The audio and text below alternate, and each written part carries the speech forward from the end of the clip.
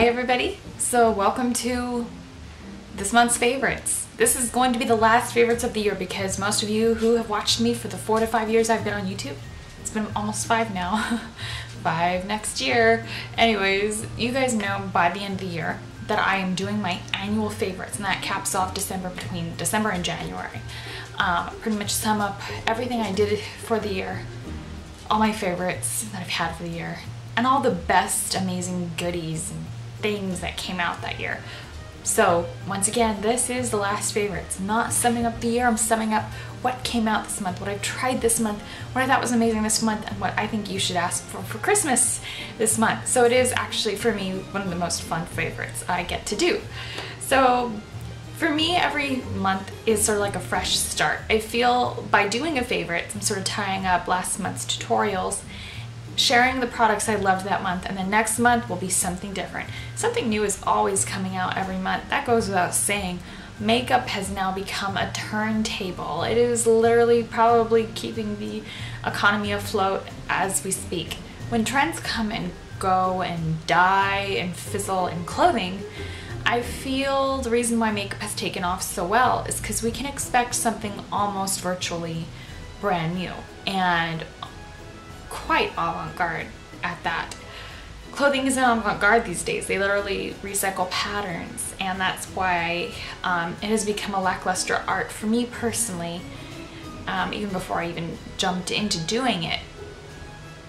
Really, that being said, makeup is just like this fun art where you can really make people feel fresh and alive, and an outfit just isn't complete without perfect hair and perfect makeup, and you don't have to be perfect to enjoy makeup. I could put on a very boring little black dress right now and it could look like absolute nothing, and then as long as I did my hair and makeup I could change it into something.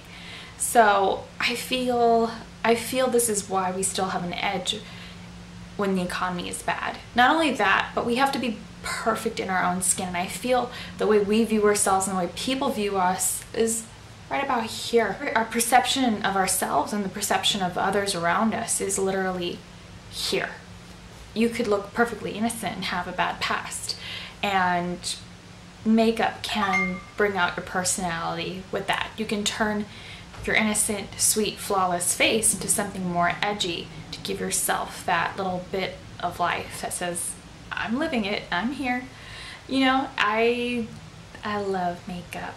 I could eat it too. Anyways, let us delve into my favorites because we're not at the end of the year yet. Although by the time I upload this, it just might be. The contour kit was one of my favorite buys this year.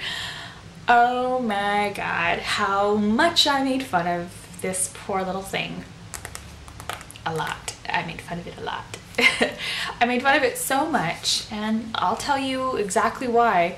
Not only does it come in this cardboard case, but several professional MUAs had it, when by the time they got it, it was cracked or missing pigment. Yeah, it was. So needless to say, major faux pas on part of Anastasia Beverly Hills, and I feel that has something to do with, well, it does happen in shipping. It definitely does, and I feel whenever anybody is doing shipping, they need to see if it's fragile before they just kind of, you know, toss it around. People need to really treat packages like they're their own. So I'm not going to blame Anastasia for that, because I've gotten packages from wonderful people and they've arrived stolen, broken, unsealed, and I know that's not the shipper's fault in regards to that. This is a little cardboard box. I have no beef with it. I love the magnet. In here, I love that I can pull out these pans. I feel this is the exact same box, for the most part, that is given to pro artists on AnastasiaBeverlyHills.com when they want to build their own kit, which you're eligible to do. This box, in a sense, cost $40, and then you can fill it with 6 sculpting, contour, and highlighting shades. Needless to say, you can do an all bronzer kit. You can do an all highlighter kit. The reason why I'm a big fan of creating an all well-rounded palette is because who wants to scoop up 6, 7 palettes to create a look. The majority of us do not. I think the best way to go about this, if you're working on clients, if you were to purchase this one, I think this is a great personal use kit or even a great light to medium kit. Do I think this is a great dark kit? Not really. Not unless you're about NC35 from MAC. Anything above that really needs a different sculpting kit, and you could build your own on Anastasia.com. It will not cost you any more. I'll list some shades that I think are going to be beautiful for darker skin in the bottom bar if you want to take a look. This is the most beautiful bronzer, by the way. All these shades are super buttery. They go on really smooth, and I highly recommend the quality of the product within itself. I know if I run out of one particular product in here, I can buy a refill. I love it. So this is a great investment, because if there's anything I don't like in here, I'm good. I'm good. I don't have to use it up right away. I could even depot it and put something in here I am going to use on myself. I could, let's say I'm even paler next year. I don't think that's possible. But let's say, for instance, that I am. I could opt for something other than this Havana color. I could opt for something other than this banana color, and I'll be good to go. So love. I'm sorry guys, but I love it. And the reason why I recommend this for personal usage is because the majority of people who are looking for a contour kit and a contour kit only are going to get a heck of a lot of bronzers in here. Now, these are bronzer tones, but they don't work or look like bronzers. This is a almost entirely matte kit. The only thing shimmery in here is the sand color, which is great because you do need an illuminizer in here. You need an illuminator. We don't really sculpt with shimmery shades because they reflect, they bring things out. But like I said, the reason why this is a good personal kit is because you have all your face basic needs in one kit ready to go. So not, like I said, this particular thing, not necessarily for pro usage unless you completely understand it inside and out. There are better kits out there if you just want to sculpt your face. How many of us really want to walk around the street in broad daylight any old day of the week with, you know, a very sculpted face? Generally in theatrics, that is used to create a character. It's used to create Maleficent, Angelina Jolie. It's used to create age. It's used to create the look of a completely different identity, which is something we don't necessarily want to do to ourselves. I've put makeup on clients that have confessed to me that they feel they're ugly, and if I change them too much entirely, they can't handle it. They don't see themselves in it. They're not comfortable. So do I think this is great for personal use? Yes, because it does have a bronzer in here that's not going to change your look. It's going to warm you up. And then you have a contour in here that's very doable, very wearable.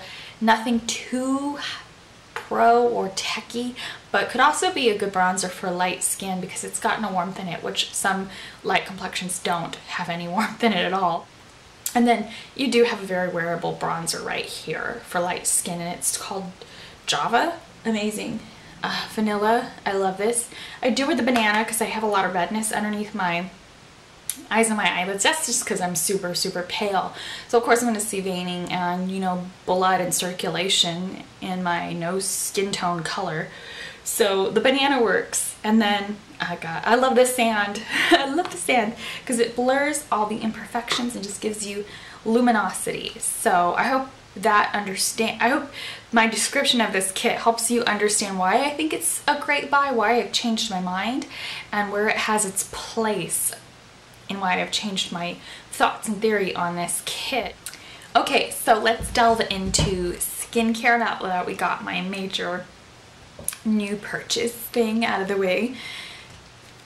Bath, body, skincare, all that great stuff. The basics that you need. We all have our favorites because when we find something that works, we sometimes don't let it go for years and years and years to come, just because of that initial time we saw a great improvement. Now, one thing to know is that our hair texture and our skin texture and our skin quality, our hair quality will change throughout our lives as we diet, as our bodies change, as the weather beats our hair and skin up. And you do need to change your skincare and your shampoo from time to time, or your body will get overly used to a particular product. It's not that it's going to stop working necessarily. You'll just grow an immunity to it for the most part. So you remember that first cup of coffee you ever had, how it gave you the jitters? Today, do you still get it? Probably not. So same thing with shampoo. Think about it. Immunity. Our bodies build immunities. So if you're still using Pert Plus and you're like, didn't have it shine it had during my high school prom, it's probably because your hair is super immune to it if you're about my age by now. So I switched it up again to Desert Essence Organics. I love the Italian Red Grape shampoo and conditioner. This is for color treated hair, which is very much my hair right now. Now, while my natural hair color is blonde, or it is not. While my natural hair color is brunette, dark brunette like this is very close to my natural hair color. This is still dye, clearly, and my natural hair color won't quite grab onto this because bleach likes to stomp out color. Color is added, it sort of conditions, it coats the cuticles, the follicles, but bleach penetrates and overall changes the molecular structure of the hair. So after a few washes, I could quite easily be bumped back down to a sandy brown / blonde, because obviously I still have brown, or I still have blonde in my hair because I colored over that. Much of the hair color that I have right here is very heavy weave, highlight weave, and very heavy fillers, lots of fillers and demi-permanents. So I do have to take good care of it, wash it cold, and use color treated shampoo, or it's going to kick it out. Now the reason I love Desert Essence is because it has no sodium lauryl sulfate in it. It has absolutely no parabens. It's completely natural. So it's going to leave my hair in very good condition regardless of the option of Desert Essence shampoo I choose. If I went with coconut, I could have very heavily deep conditioned hair, which is a great option for color treated hair as well, especially blonde. If I went with, I want to say it's the lemon that is good for volumizing. That may not be the best option for people with color treated hair or recently color treated hair because it could be very drying and very stripping. If you have very short hair and you color it and cut it a lot, that could be a good option to give you some instant volume without having to tease your hair. But for those of us who want to keep the hair on our head and have a long-term relationship with it, I go for the ones that are as natural as possible. Desert Essence charges $6.99 for a shampoo and a conditioner. It's very easy for me to keep on top of buying these, not only because of the affordability of them, trying out the new flavors, and because it is so good for my hair. Period. That's about it. Two of my favorite things right now are Earth Science Gentle Skin Peel. And this is the Papaya Glycolic. One of the reasons I really like this one is because it is a very nice sort of, gives you that look that you went to the dermatologist, got what my clients like to call sandblasted. They actually need microdermabrasion. But it does, in a sense, really relieve your skin from impurities. It does actually strip a layer of skin. That is what the glycolic acid is for, and leaves you with very fresh, baby smooth skin. I also really like this mask for a very similar reason. This is the Pumpkin Honey Glycolic Mask. Pumpkin works like a retinol for your skin. So it's basically nature's retinol, vitamin A, and will help cell turnover. It's basically an anti-aging product, and it only takes 10 minutes for this to dry down. You need a spare amount of it. I do like the container too, and it's supposed to brighten up your skin. So if you have any discoloration, this is supposed to give you a very smooth, even complexion. I love skin brighteners for everybody, regardless of your skin tone. I know a lot of people use the term, or they use the marketing term brightening to actually change their skin tone to a fair one. But what it is supposed to do is resurface your skin and remove discoloration from sun, from aging, from redness, or better yet, if you have any acne scarring, it's supposed to brighten that as well. Next favorite in skincare is the Andalou Naturals Fruit Stem Cell Science 1000 Roses Pearl Exfoliator. This is from the new 1000 Roses line. They have a toner, they have a plethora of things, and this is designed for sensitive skin. It does have a very, very creamy beaded texture, which is very unlike the majority of exfoliants. It is very difficult to exfoliate sensitive skin or skin that is prone to redness.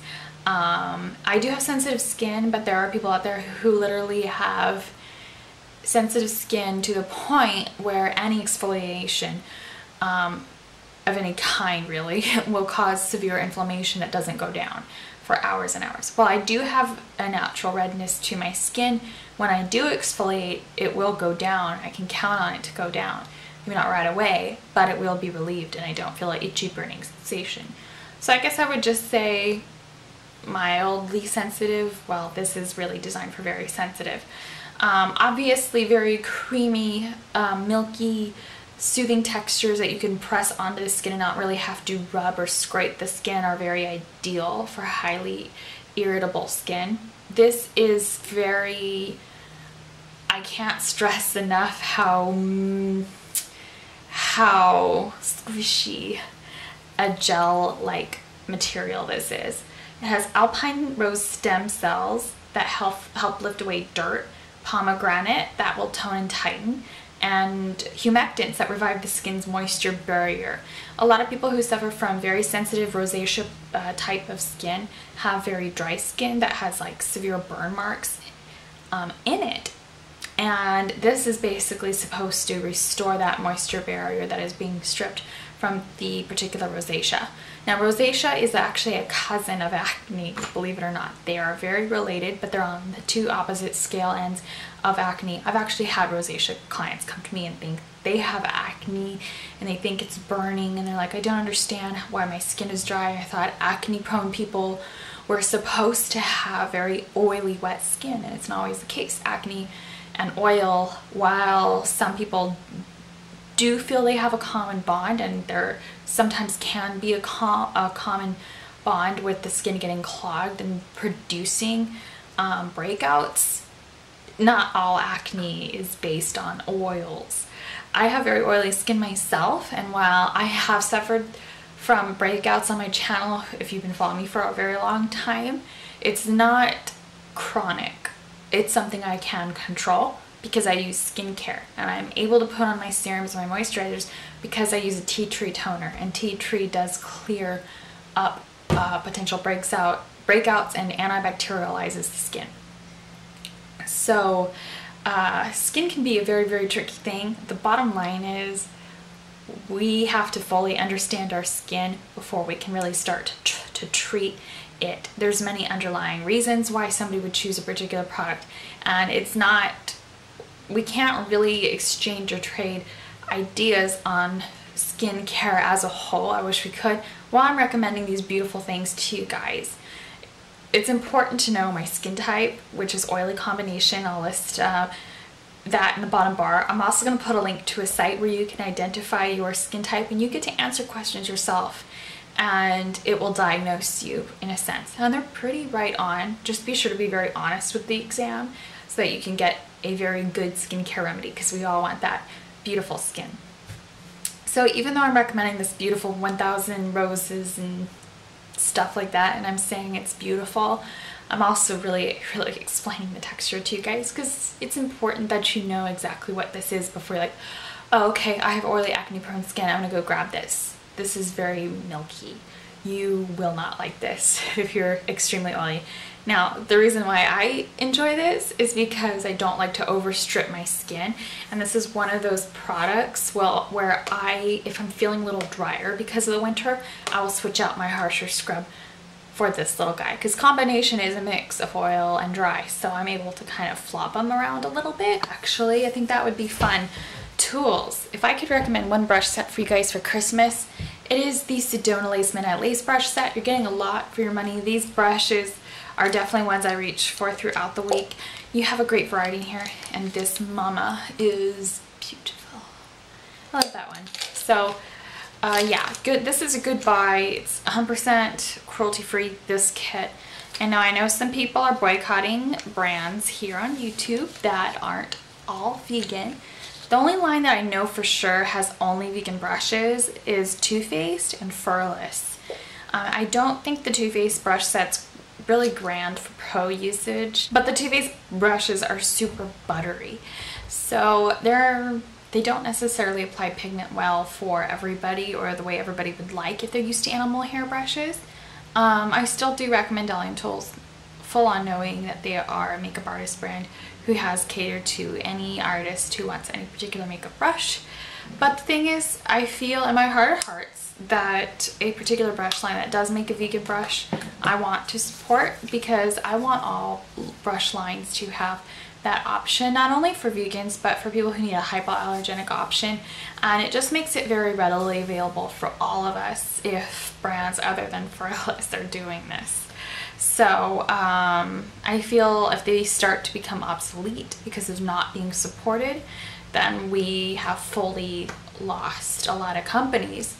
I also feel that way with any brand that doesn't test on animals but may not necessarily be vegan. I want to give some support to brands that are readily available, because it does help those brands remain on our list of options that aren't testing. We stop supporting, then you know it all goes downhill from there. So the next next product I love is the Real Techniques why can I say it? Beauty Blender Beauty Sponge. I love that this has kind of like a contour and it washes really easy. So that's a good little tool. I like that guy. He's really awesome. I think I'm a little obsessed with Anastasia Beverly Hills. I just like the way their products work, and I think the price is right. For my brows, I've been using the Anastasia Brow Wiz again in caramel. One thing I wish is that they had a one you sharpen, as I feel those last longer. I do think that these do stay better inside the tube. I like that they're very hard. I need it to be hard as a rock, because my oily skin loves to erase my brows.